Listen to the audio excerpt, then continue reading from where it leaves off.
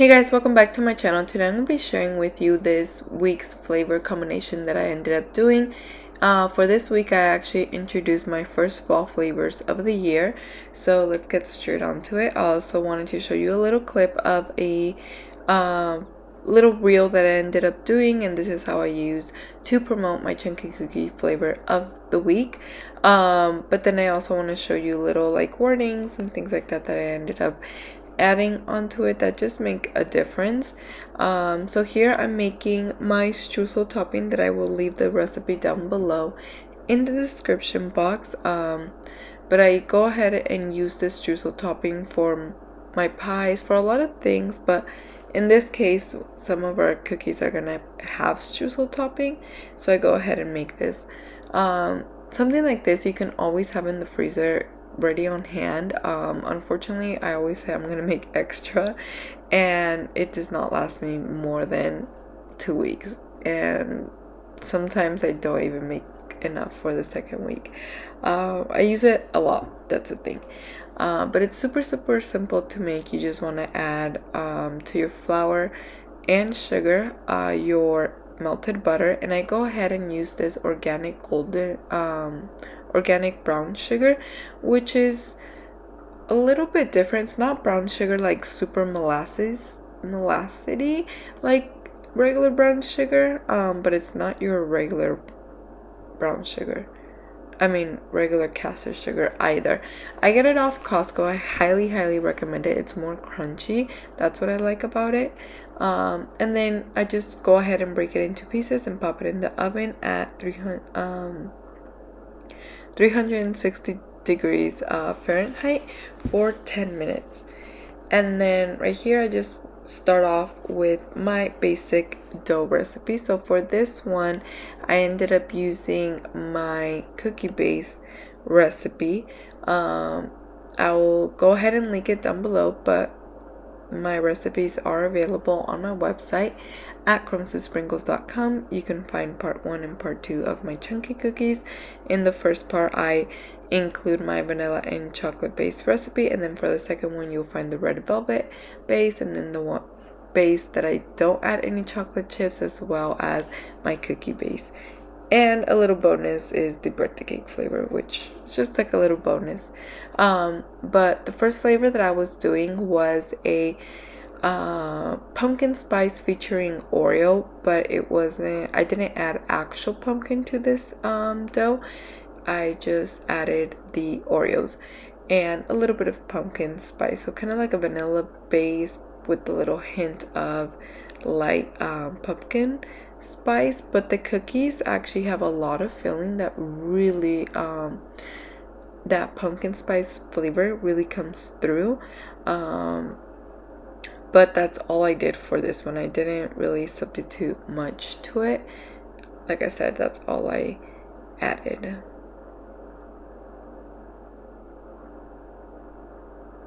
And then I did go ahead and add some white chocolate chips.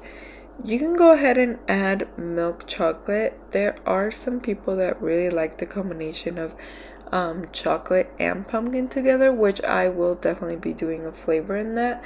But personally for the cookies, I really like how white chocolate sets that like contrasting flavors better than with chocolate. I feel like it brings out more of the pumpkin spice flavor. I will go ahead and list everything down below. It'll be written down below what base and then what like changes I ended up doing to each recipe, so you guys don't get confused.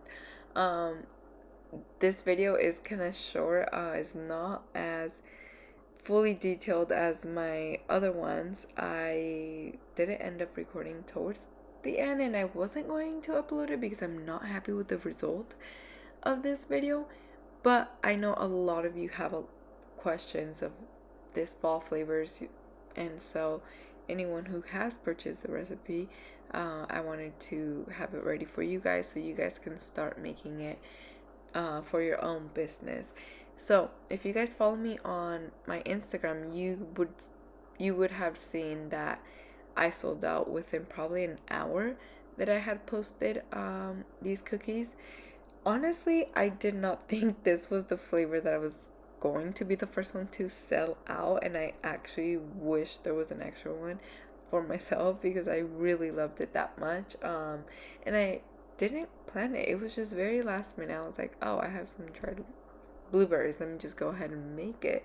But it came out really, really good. So for this one, I'm sorry, I'll leave everything down in the description box, but all I really did to it was add a little bit of maple syrup, a slight touch of cinnamon, not enough to taste it, but it does bring out the flavor, and some dried blueberries. But that's all I really added to the base. Like I said, I'll leave everything down in the description box below.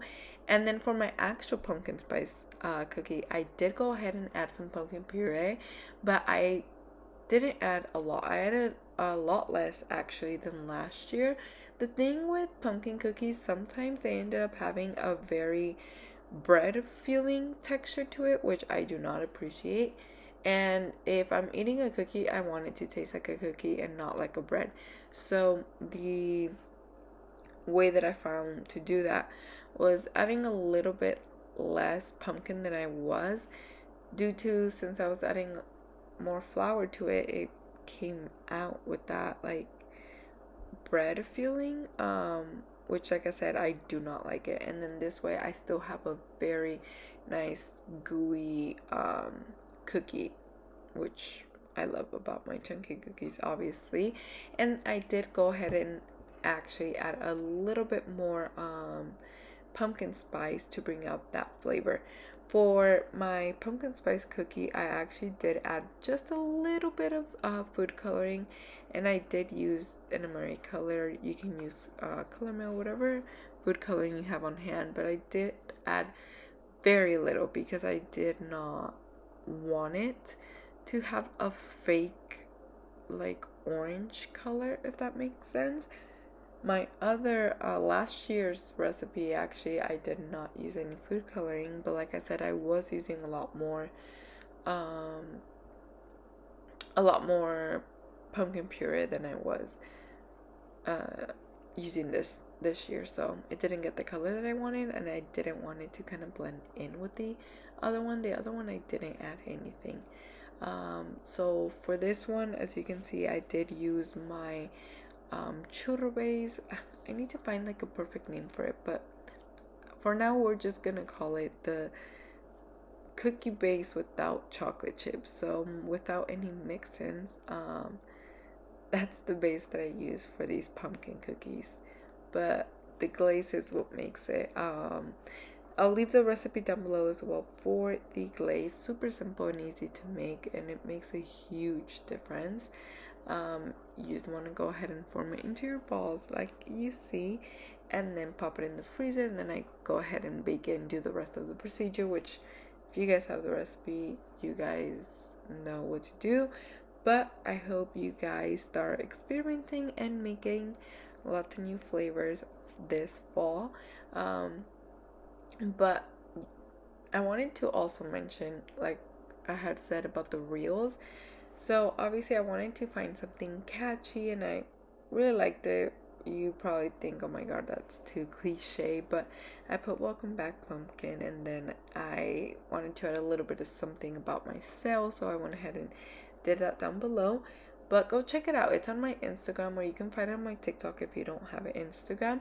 But adding catchy audios makes your video kind of stand out, or makes people stay some time for the video and actually watch it, and it just draws more attention. So I suggest doing that when you're going to do a holiday sale or anything like holiday theme. For me, at least, even if I just hear like a Jingle Bell song, it brings like this comfort to me. Or maybe I'm just really big on holidays, I don't know.